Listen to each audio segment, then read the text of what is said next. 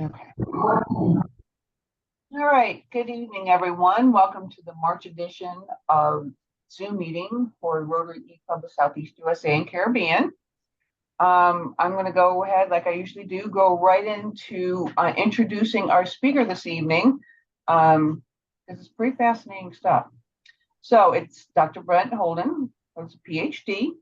He currently serves as the Academic Affairs Coordinator of Learning Communities, Office of the Provost, and the Director of the Chapman Learning Community at Bowling Green State University in Bowling Green, Ohio. Go Falcons, that's my alma mater. In 1997, Dr. Holden was recruited to join a team that built Chapman BGSU's first residential learning community, where he went on to teach courses in writing, literature, American culture studies, and film studies for a decade in the residence halls. One moment here. Okay. Over the past 25 years, with the Chapman model as a foundation, the BGSU Learning Community Network has been expanded to include 17 programs involving over 1,000 students annually. Dr. Holden has received a variety of recognitions for his teaching, his veteran and military family advocacy, and his service learning courseworks. For example, he was the recipient of the Bowling Green State University Master Teacher Award in 2005, the Adjuncted General's Award for Service to Military Families from the Ohio National Guard in 2011, and the David Hodge Memorial Award in Service from the Ohio Campus Compact in 2017. Holden serves the National Learning Community Association as a professor mentor, where he assists faculty and staff from across the United States in building and sustaining learning communities. Welcome, Dr. Holden. Yeah, thank you so much for having me. So is this whole meeting tonight just around me, or are we going to stop into it and you're going to do business for Rotary, or how's this going to It's all you. It's all me. All right. So I'm going to share my screen. I talked to Andy and I talked to Will. I want to thank the rest of you for having me here tonight. It's really nice to be here with you. It is a little blustery outside. Dick and I are patiently waiting for the rain to stop and for the sleet to stop and for the snow to stop so we can plant something in the community garden. So but I appreciate the opportunity to be with you this evening and to share a little bit about my work over the last 25 years. So I'm going to share my screen and I'm going to call this up and I'm going to move this down here, stuff here. Can everybody see that? Okay, fantastic. So let me give you a little rundown about what we're going to do tonight. As per Alicia's permission, I'm going to talk a little bit about what learning communities are. And those of you that are faculty or went to a university that had them, you may be familiar with some of the variations of those. I'm going to talk a little bit about Chapman, the program that I helped build in '97 and the way that it was structured, and I had to restructure it in 2017. We're going to talk a little bit about the course that Dick and I teach called Food Production and Sustainability. And then we're going to talk about our successes and our challenges, or we're going to talk a little bit about, questions that you might have. So I have a very interesting position in that I've got one foot in academic affairs in the provost's office, but I also have my office in a student residence hall with about 365 of them living above me. I couldn't make the decisions that I need to make or do the work that I need to do without being right in the middle of them all the time. Their generation, Gen Z right now, is very fascinating. They're wonderful. My daughter's a member of that generation, but their lives change, often driven by social media on a weekly basis. And so their interests and their passions are very different from what individuals might have been like, 20, 30, 40 years ago. And so I love the work that I do. It's all encompassing. It's very demanding, but it's one of the few jobs that I've had when I can go home every night and feel that I've made a difference. And I love the work that I do. And so I was called in to a meeting in 1997. Sidney Rabeau, who was our president, and Chuck Middleton, who were the provost, had recruited Tom Klein, who was a professor of English, to create BGSU's first residential learning community. So I went over to Tom's office and I sat down and he said, I need to talk to you. And I said, what's going on? And he slid a piece of paper across the table to me, and it had a monetary figure on it, which was $250,000. And that was our seed money for this initiative. And we had a residence hall. And about 14 minutes later, I changed the entire trajectory of my career. And it has been an amazing journey, one that has been constantly changing and constantly evolving, because Chapman is the experiential experimental laboratory for education at BGSU. A lot of the initiatives that the president runs, the provost runs, different areas of the university run are actually birthed within Chapman and prototyped and then rolled out from here.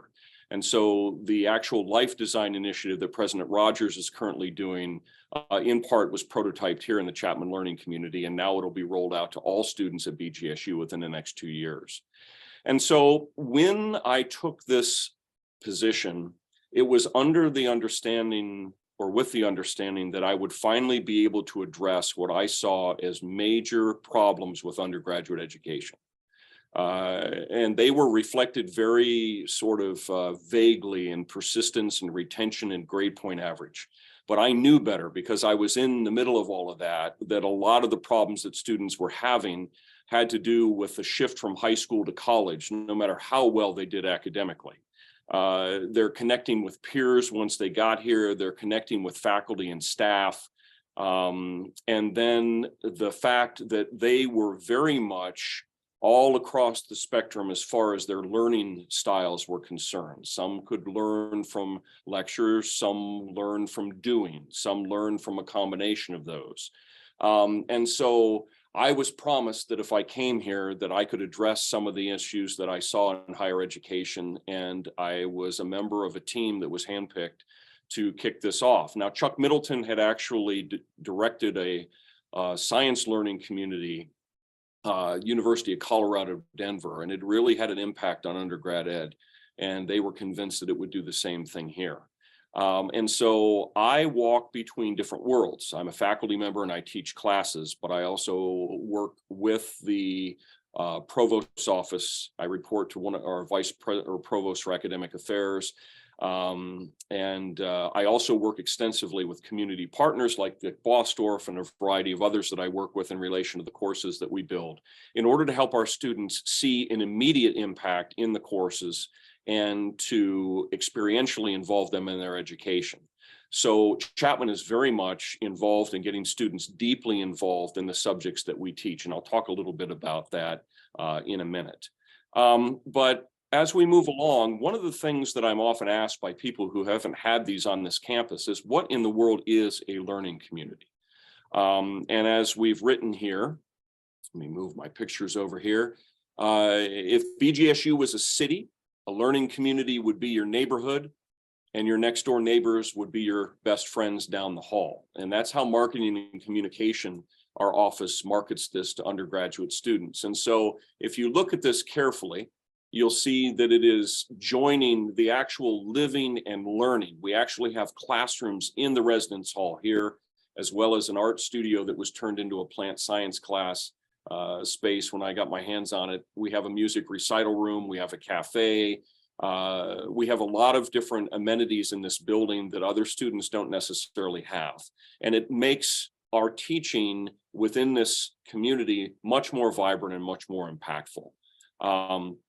And so what are these programs? Well, back in '97, when there were a lot of naysayers when we put this together, we were very much interested in student focus groups and some of the evaluations that they would fill out at the end of the first year. And the wording that we got back in their focus groups and their evaluations has pretty much stayed the same over the last quarter century. So when I'm looking through their evaluations, I'm seeing words like friendship and connections and interactions and a sense of belonging and a sense of involvement. I love the word active because it means that they're not passively learning, personalized and engagement. And that meant a great deal to us as we move forward because we really didn't know the impact that this was going to have. 25 years later, we've got 11 communities that are have been intentionally built at the request of colleges or entities within the university structure. So AIMS, Academic Investment in Math and Science, is for scholarship students that are going into teaching of math and science. You've got Air Force and Army, ROTC, that have their own learning communities. You have an aviation community with over 400 majors and a fleet of planes and our own airport here. Bachelor music students live within Kreischer Quadrangle here on campus. There are actual music practice rooms in the hall, and they take classes together and they go to recitals together. Business District is here in Cole Hall with me. Business District focuses on connecting students with Fortune 500 and 1,000 executives across the spectrum, getting them inside businesses and doing tours and interning, et cetera. We've got them in criminal justice. We've got them in education. ECHO, Educators in Context and Community, get students in the classroom their first semester and every semester thereafter in order to ensure that they have a good educational experience and figure out if they want to teach from the very beginning. That has been a huge hit over the last 23 years. I think ECHO's been around.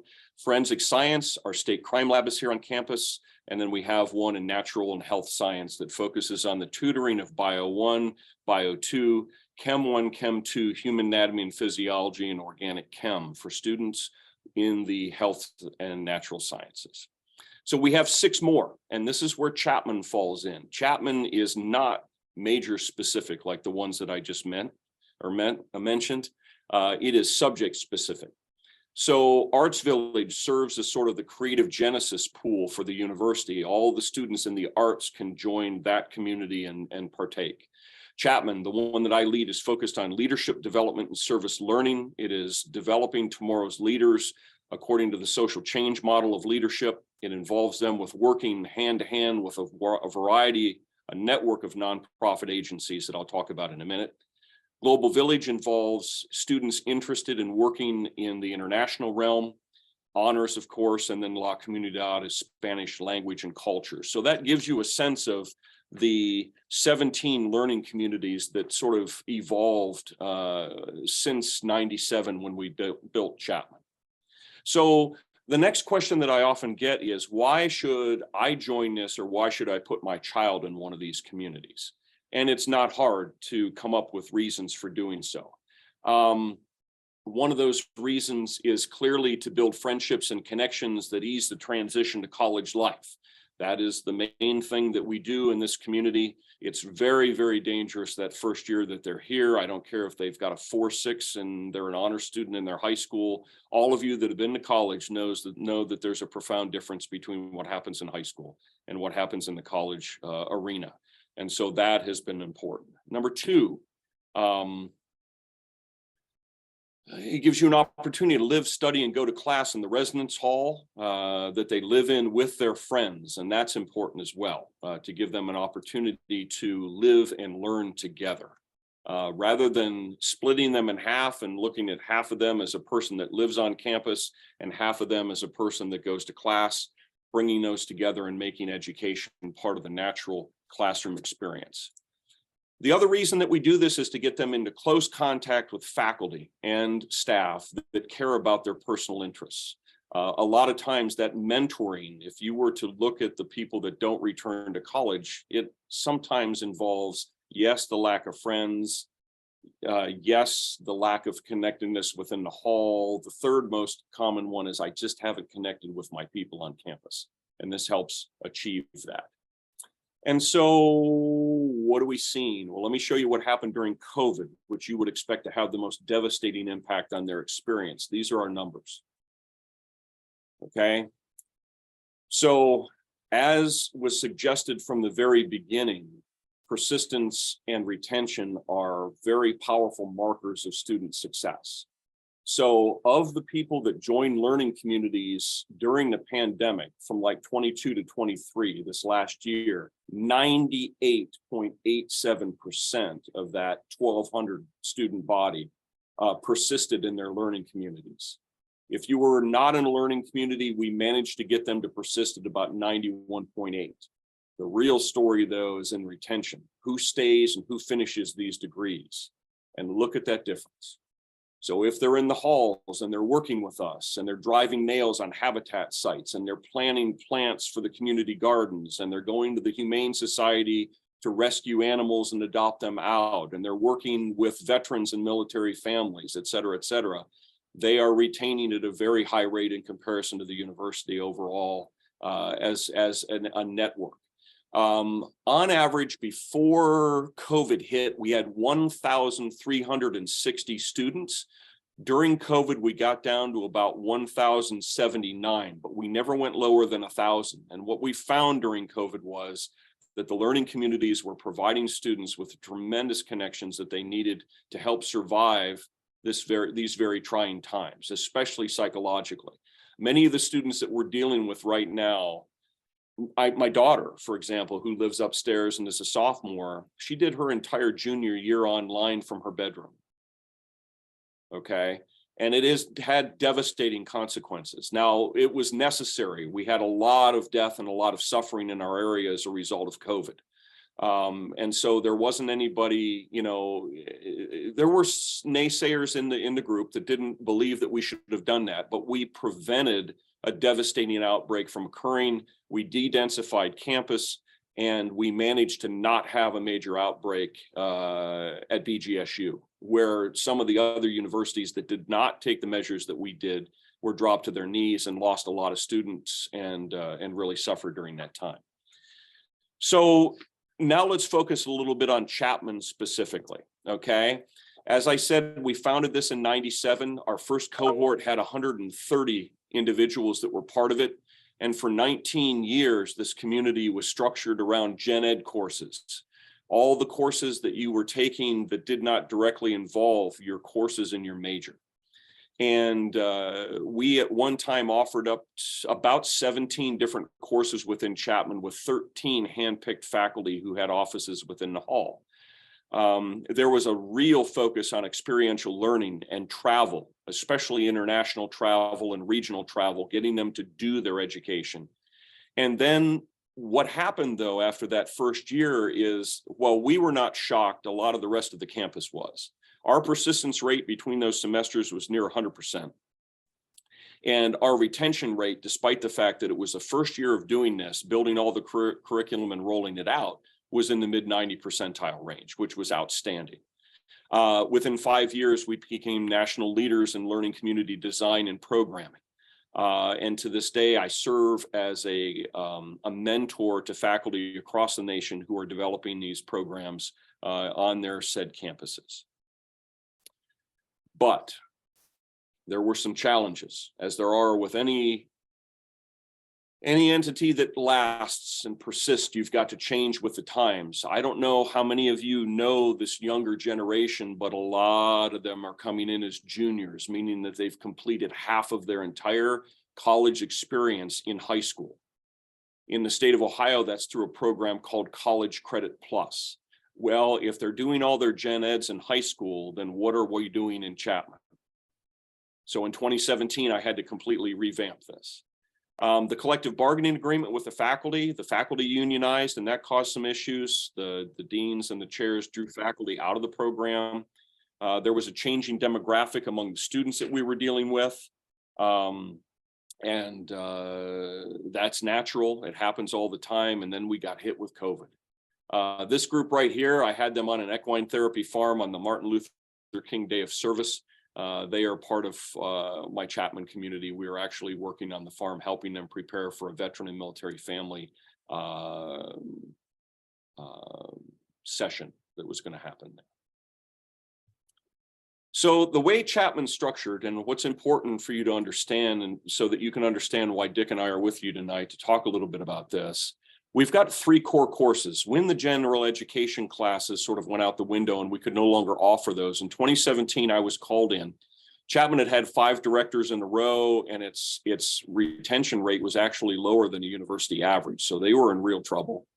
And they had changed a lot of the structure of things, and they really needed to revitalize this. And so I was brought into this position. It was created, and I got to work, and we created 3 year-long service learning courses. So Chapman students are not in these for one semester. They're in for the entire freshman year or their entire sophomore year. When we started looking around, the areas of faculty interest that met the areas of student interest fell into 3 areas. The first one was the ecological sustainability. A lot of these students are very, very environmentally minded. They're really panicked about the state of our world and about changing that. And so the first course focuses on ecological sustainability. And they remove invasive species, and they partner with BG Community Parks here over at Winter Garden Park, and they have been reintroducing the Ohio prairie to this area for 10 years. The second course has to do with the sort of horrifying situation that we see with animal abuse. And so we take them into the heart of a real world issue with the Toledo Humane Society on animal rescue and animal adoption and animal healing, pairing these animals with families that will give them a new home and a new life. And that has proven to be incredibly successful, and the students love that. And then I actually teach the one that deals with military families and veterans. And we not only explore military service experiences, but we look at the history and diagnosis of PTSD and the sort of portrayal of that in the media. We look at media misinformation and the complexities of reintegration that a lot of veterans and military families face following service. And then we partner with a variety of nonprofits in Northwest Ohio, including the Air and Army National Guard. And then I teach a 4,000 level leadership class because I have a team. You'll see them on the wall behind me. There are 11 of them that have returned as student leaders, and we teach them advanced leadership, and they actually do the programming for the community, and they mentor a subset of the first year student cohort. So that's a little bit about what Chapman looks like. But what I want to focus on here is this first course, this RESC course on ecological sustainability, because it's very important. One of the problems that we ran into with that course was the fact that during the winter months, the park closes and there's no work to be done outside. I mean, the ground's frozen, the woods are windswept. So a lot of the students that wanted that ecological experience for the full year could not get it. So what would happen traditionally for several years was that when winter came, they were forced into the other 2 classes, whether or not they were interested in them. And I really saw that as an ongoing challenge. You know, how could we fill that second part of this class?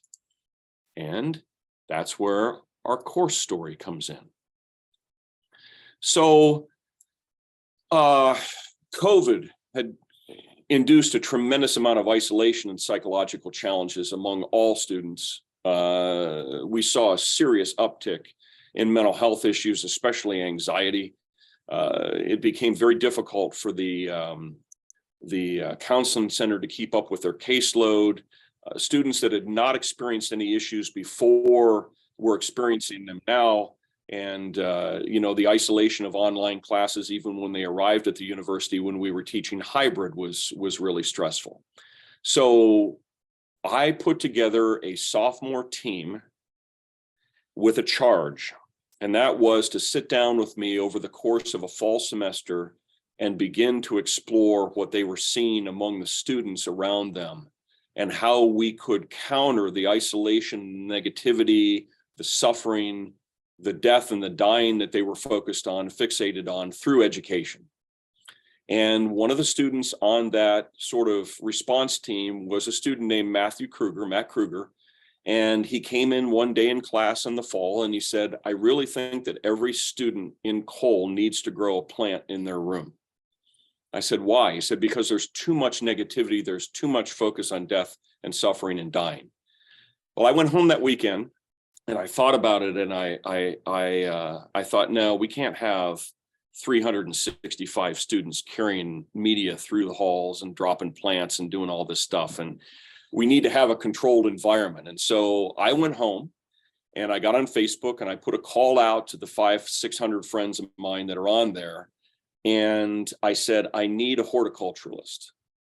And within 3 minutes, Jim Miller, who worked with Dick Bosdorf, Alicia's dad and a member of Rotary, and you know him because he's presented to you, and you know him through her and through Will. he said, you really need to call Dick. And I thought, well, why in the world didn't I think about that? Because Dick had been in the gourd growing business with Jim and Anna Miller down in North Baltimore, Ohio. I called Dick. Dick came, cripe, it was just a couple days. He came rolling in here. He said, what do we got to work with? And we walked into an art room that hadn't been used. And I said, this is what we got. And he's like, this is great. Let's do it. And so what really happened was that we installed a grow lab in a student residence hall at BGSU. And the students that were now in the fall term in that ecological sustainability class could now roll over into a class where they could grow plants and learn plant science, because that's some of what they were interested in. So it proved to be very interesting here. All right. So in Chapman, we have learning outcomes, and we want our students to naturally develop a sense of community and shared responsibility. We want them to relate their learning community experiences and their impact to the community and themselves. We want them to be able to explain challenges faced by populations that they've researched and served. They want them practicing leadership skills. We want them working on communication and writing, and we want them to hammer on these transition issues that complicate first-year student movement into the university.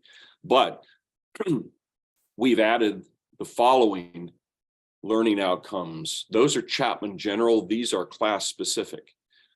Understand a little bit about the precarious nature of our food supply. It's kind of terrifying. Yep. When you realize there was a reason why those shelves in the grocery stores went empty during COVID. All those supply chain issues, I don't think people really understand how dangerously close we are to being in real trouble as a nation as far as our food supply is concerned. So then we had a community garden on campus, and so we wanted to focus a little bit about getting people back to what my grandparents did, which was to farm, right? And to have gardens in their yards and to actually learn something about how to sustain themselves. I knew that we needed to throw some academics in here, so we got some basic plant science that we build into here, and then how to grow specific varieties of vegetables and flowers that are most hardy. And then every Chapman class comes back in a Rotary sort of way to serving the public, right? If you're in the plant science class, you're serving the public by producing the starts that go to the community garden that are then harvested and put in the Falcon Food Pantry and served to over 1,000 students a month. Okay, if we have anything to spare, it goes to our local food pantries. We actually also grow tomatoes that go to the roof of one of our dining halls. There's a roof garden where they grow produce that's served to the students in the garden. So it comes all the way around. And then downtown Bowling Green suffered as far as aesthetics was concerned during COVID because they were lacking plants. And so we started to grow the flowers for the Wood County Public Library, the grounds right downtown in the middle of downtown. We began to have a positive impact on that as well. So if you're going to grow vegetables, you better have a place to put them. If you're going to grow flowers, you better have a community partner that's willing to receive them. And then that's a little bit about what we've been doing. And so if you were to look at the class itself, this is what we try to do in the short 15 weeks that we have. Oh, man. And I mean, we're on full rock and roll from the minute they walk in. And there are some problems with doing it in the spring, especially in the state of Ohio. We're doing our best. We'll talk a little bit in a minute about some of the challenges that we've had, but these are some of the topics that we explore with our students. We look at soil and how soil functions, and we look at media, and we look at seeds, and we study root development and root structure as sort of the pump that feeds the plant. Because they are in here at a time which does not lend itself to a growing season in the state of Ohio, we do one crop in the lab, which is lettuce. We have them seed it and grow it all the way, harvest it, need it. So they get one crop during the year that they're actually here for. We talk about how to create cuttings and plant them. We talk about lighting, and we're running strobe and LED lighting in the lab and natural lighting through the windows. So we've got 3 light sources in there, and we got some T5s in the ceiling that I leave on during the day. So they're getting plenty of light. We focus on plant reproduction, and we have them hand plant flats. We're not going to take them and have them use the machine because they're going to work for what they get. And then we're going to have them grow flowers, and then we're going to teach them a little bit about greenhouse operations and what the role, the developing role of greenhouses and how they are changing the way that food is produced and grown, and how it can help counter a little bit of what we're seeing through climate change. And so that's a little bit about what we're focusing on as far as structure is concerned. Chapman is very much, as Rotary is, about making community partnerships. Nothing gets done alone. So we hammer on students during the academic year about how a 501 is created, what its mission statement is, what it does within the community, and how 501s network to help shape social change. These are our partners that we work with in this course to help things come 360 degrees all the way back around. So we have our class, but we had to have a receptacle for the plants that we were growing. So the community garden became part of that. And then the food pantry became the recipient of that. Now we're getting into the food crisis nationally and how many people are really food insecure, et cetera. Then we worked with the city of Bowling Green, Wood County Public Library, to help provide flowers down there. And then we worked very closely with the Office of Sustainability. Now, if you went back and you had a look at the Chapman logo, you'll notice it in the lower left-hand corner. It's an apple. Anybody have any idea where that comes from? If I mention John Chapman to you, does that ring any bells? That's Johnny Appleseed. So that is the focus. So his whole thing was planting apples for the westward migration. He not only shared communication between different towns and villages and areas, but he was actually planning food to help the settlers sustain themselves as they moved to the west. And so it's very apropos. And so when you see the Chapman logo, that's what it beckons.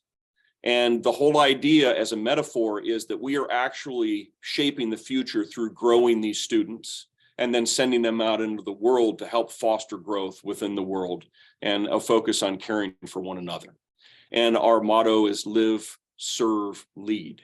Very Rotarian, if you ask me. And that's why I'm happy to be here tonight to share a little bit about that. And so let's look at a few photographs of the mayhem that Dick and I have created within the lab.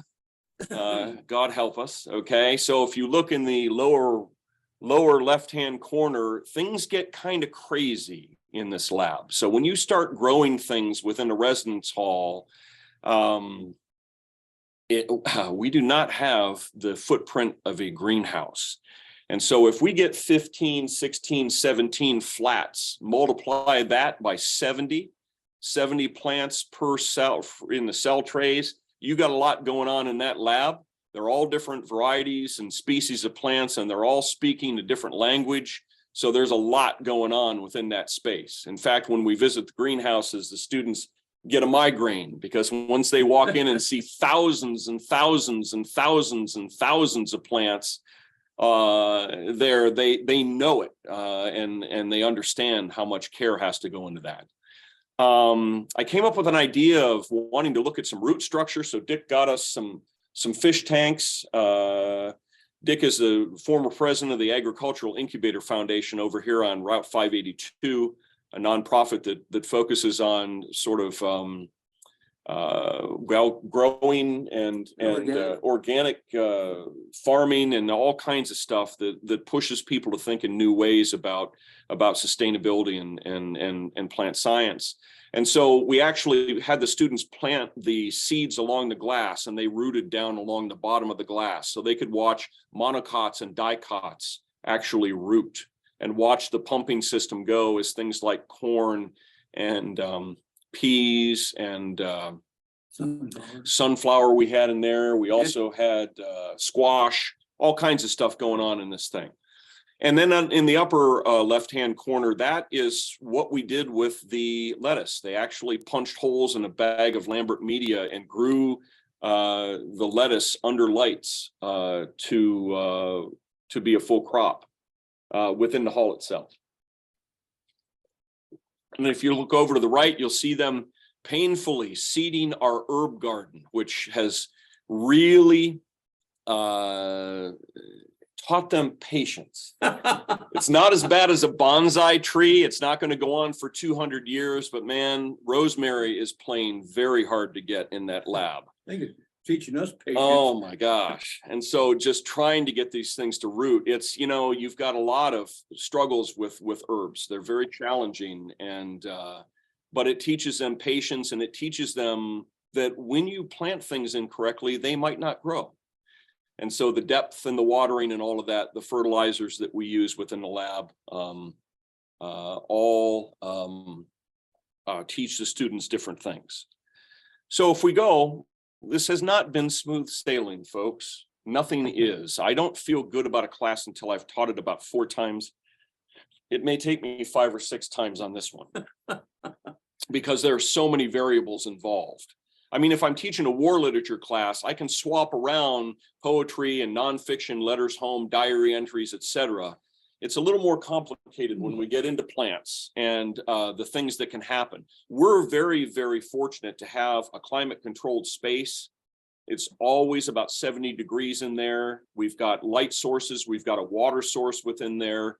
If we play it smart, we're able to contain this and then time it right so that it can be planted after May 10th, May 15th, when our zone 5, zone 6 sort of kicks in.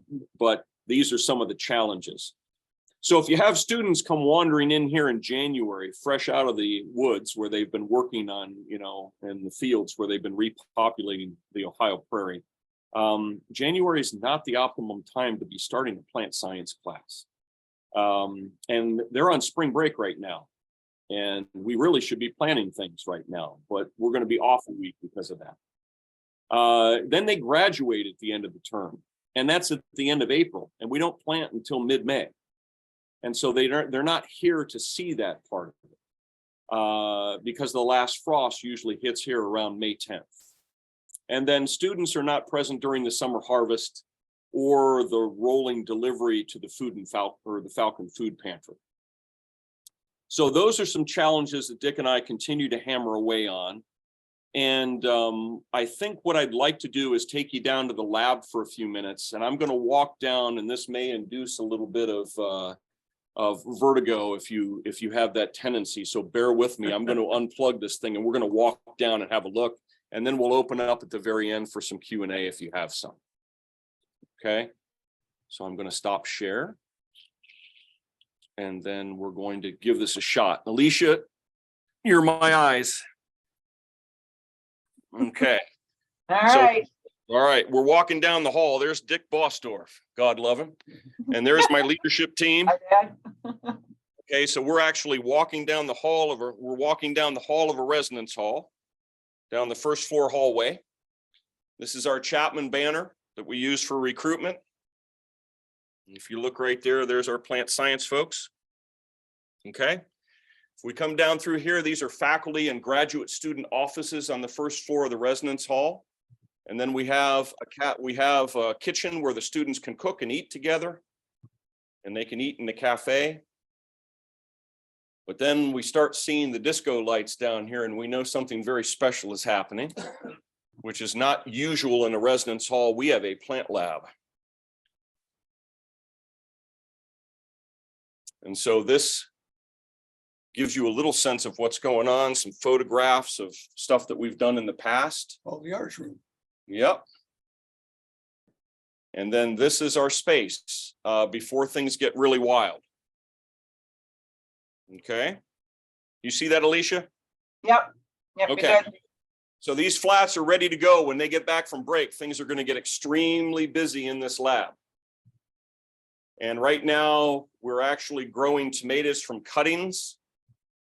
We've got 4 flats of herbs going on here. We're going to walk around. We've got a citronella geranium that's growing here that we use for cuttings. We've got tomato plants that are flowering that we're going to pollinate by hand.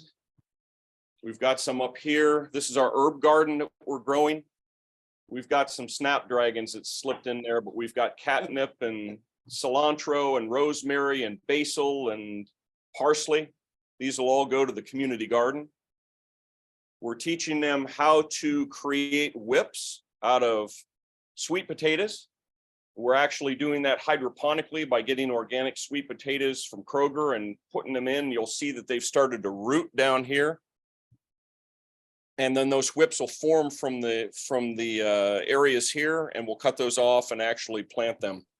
But this is a little bit about what we do. The beautiful part about this was when we built this space, we designed it to be a multi-purpose space with chemistry tables.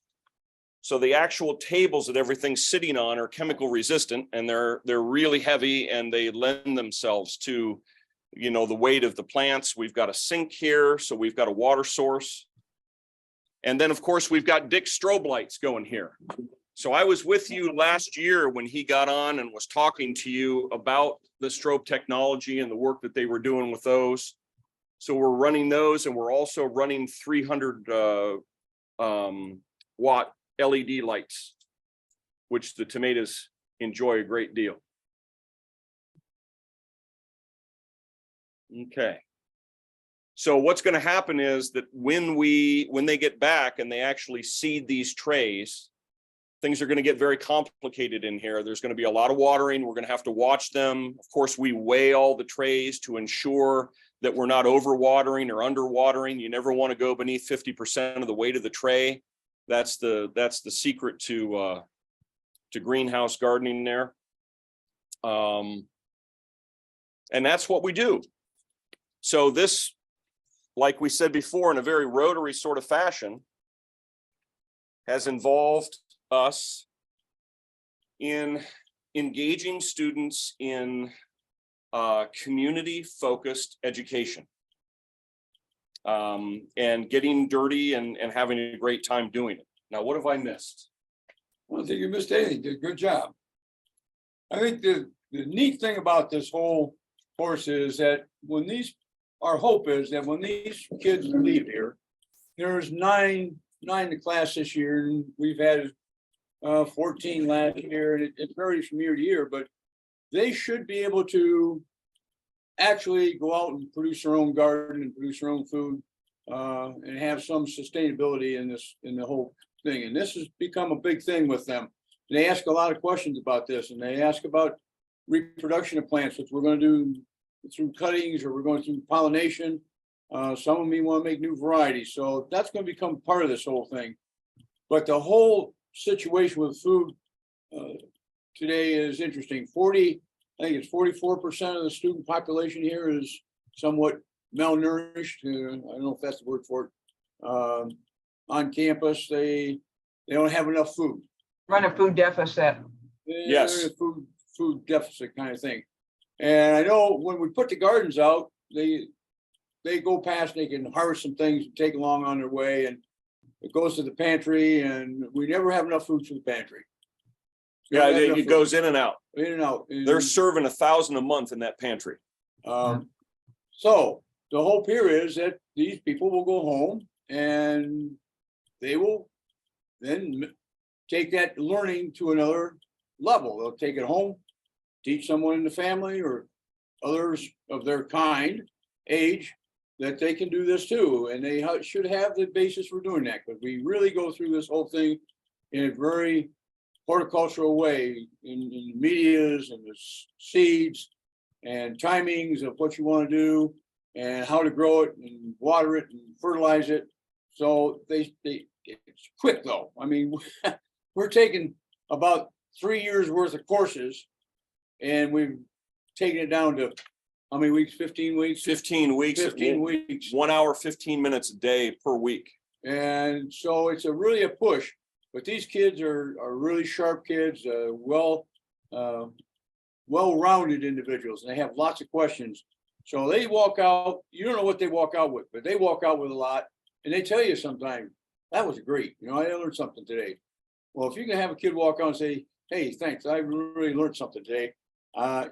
You've done something. A lot of them, you know, they're just sort of there. And I sit there and give lectures about these things to the head of the table, and you sort of see them scratch your head and pick their nose or do something, and you wonder what they're hearing. But beware, they are hearing something, because it rolls back to you. They'll come down to the lab, and all of a sudden they were paying attention, because they were able to do in the lab what we talked about in the lecture. So it's been good from that standpoint to have them give that personal touch, that feel that you can't get from reading a book. They can come in here and they can sow the seed, they can transplant the plant, they can take it down into the garden, and we'll have somebody, I think this year's in this class, going to take over the garden. And at least appears that way, which would be really good to have that person. You know, I don't know if that one's going to come back another year. I don't get involved in I don't get involved in the university structure here. I'll do the plants. That's enough.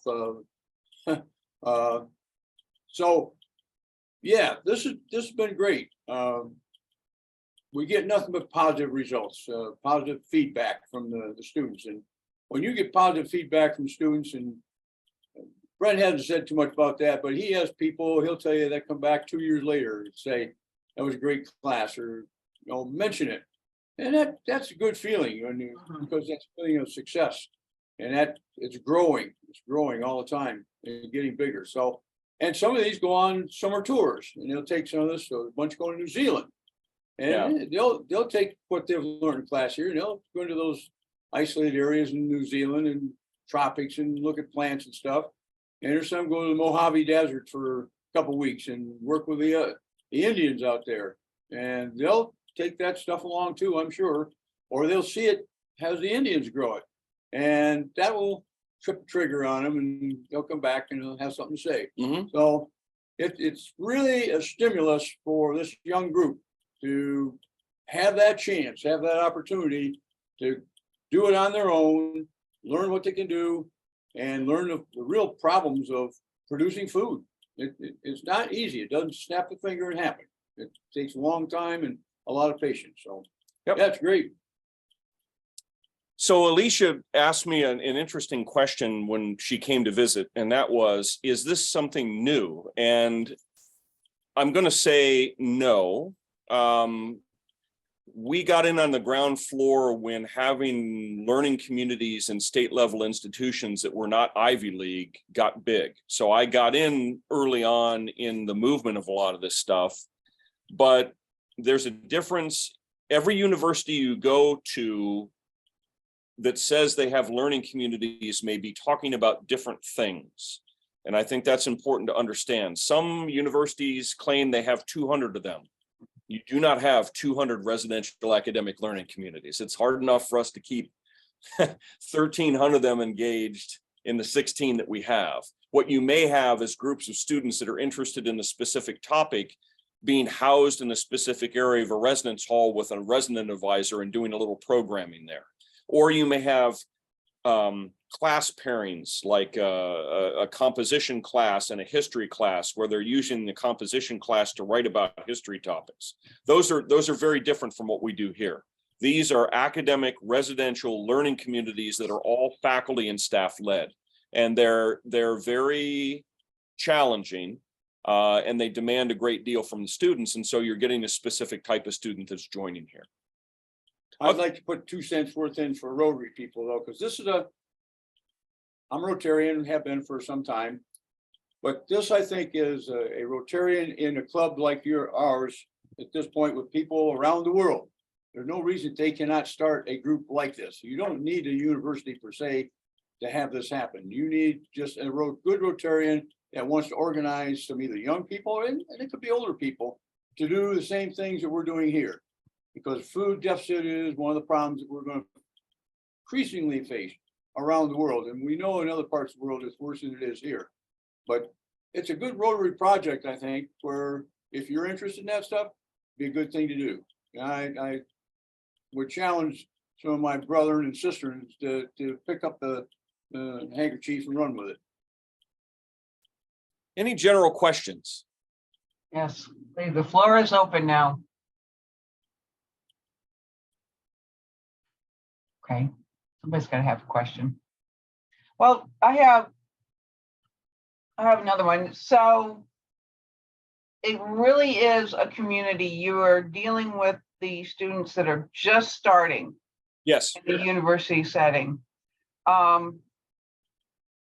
They could have, and I love the concept. They could have the opportunity maybe to go to a community college, which has smaller class sizes and whatnot, maybe a little bit more community. But what you're really focusing it on is what the students' focus is, and combining this, the same student, the students with the same likes and foci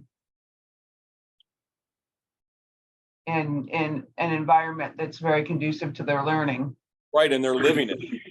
Right. So they're not commuting to it, they're living it. So when I think some of my colleagues get upset with me when I tell them that more learning is going on in the residence hall than is going on in their classrooms. They've got them for what? At most an hour and 15 minutes, maybe an hour and a half twice a week. But the students, all of that stuff that they're picking up in the classroom is being discussed and being worked out in the rooms over our heads. And so by bringing the learning to the residence hall, by bringing the classes here, we're bringing those worlds closer together to one another. And so they're working collaboratively on their class projects. And what happens within Chapman, which is interesting because we have all different majors sign up, they inevitably run into people in their classes out on campus that are in the learning community living with them. Mhm. So now they study together. Now they're bringing groups of people from outside in here and working around the conference table or working in our study spaces. They're working on their presentations. And sometimes the work that we do within Chapman informs the topic of the things that they do in their classes. And so it becomes very powerful. You know, I spoke to a Kuhoai, which is the student affairs version of you know, higher education, sort of professional organization. I spoke to South Africa, and a lot of the African nations had representatives there. They were interested in the Chapman model, actually taking it into villages for people that couldn't travel. So is it possible to create like a university roadshow where you would take the college experience to the students if they couldn't afford it? So there are a lot of different things. Alicia, when you were here, you and I talked about the fact that even as an international group and you're online, that doesn't keep you from mailing things to groups of Rotarians in different areas and getting them started on projects that they can now come online to talk about. Right. And you know, that there are a lot of different ways. I think COVID really, we are so fortunate to have the internet and the technology that we need to connect with one another around the globe. And aside from having to get up several hours before or ahead of time, like I did with Africa, they were about 8 hours difference. They didn't seem to understand that I was getting up at 2 in the morning to attend their conference. You know, there's a lot that we can do with individuals if they have access to that technology. Yeah. No, I think that's great. And you also touched on, like I said, I was up there about 2 weeks ago, and you know, attended one of the classes, and those students are, I mean, they communicated very well with each other, but when I asked a few of them, you know, individual questions, what's your major, you know, what are you interested in, very different, but yet they've come together and they communicate, like I said, quite well. And that's, and they look out for each other, and they seem, I know there was one student that was not feeling very well, and he even came in, made sure he communicated. And that my big thing has always been communication's a wonderful thing if you use it, and those students are using it well. Yep. And any other questions or comments? Yeah. go ahead and, yeah, unmute yourself. I'm there. I have a comment. I'm a college instructor as well. I look back on what you're saying and this idea of togetherness and groups, and it reminds me of the University of Virginia. The early learning was, being with the professor in not only in a room, but in a residence hall, living together. Yep. And there was no diploma. You got what you got, and then you walked away. So I think that's even better. But the idea of, however much you think you need to be learning, but you're doing it in unison and you're doing it with a group. And this was before computers, right? Well, and the thing that I enjoy is that we've always encouraged our faculty to reach out and get engaged in things that they're not professionals in. So my great-grandparents ran a farm in Watseka, Illinois. They had hired hands that worked on the farm, and it was the way that they lived. And my family did not go hungry during the Great Depression because they were farmers, and my grandfather was a beekeeper as well. And so, but I don't have those skills. My generation's different. The world was a completely different place. But now to be able to go back and learn some of the stuff by working with Dick and bringing that into the classroom with a group of students that I teach in a different sort of capacity has been wonderfully invigorating. Right? We want to model what lifelong learning looks like. I mean, I don't care if I've got a PhD. I know nothing about this world in relation to what's out there. I mean, look at the Webb telescope and what we're learning, or on a daily basis about this small planet that we're on in relationship to the multiple universes that are out there. I think setting that tone among the students to convince them to continue to engage in the learning experience is really important. And if you can't farm, then you can at least trade. Yeah. You can get stuff. So developing their brains is a good thing. Yeah. Communication and relationship. Yeah. And you always learn, always be open to learning. So cool. Any other questions or comments? Will? I see you're unmuted. Yes, I did. I had a thought. Yeah. I think the synergy that you are cultivating in this type of an academic atmosphere, hands-on atmosphere, is something that I know. I went to Virginia Tech, and I wish we had had such an atmosphere. It was probably totally the opposite, on the opposite end of the spectrum, back in 65, 67. Yeah. So I think this is just great. 1967, right? If it had been 1867, you might have been luckier. Yeah. Well, Yeah. depends on what And day I of was the only week. a year old, so.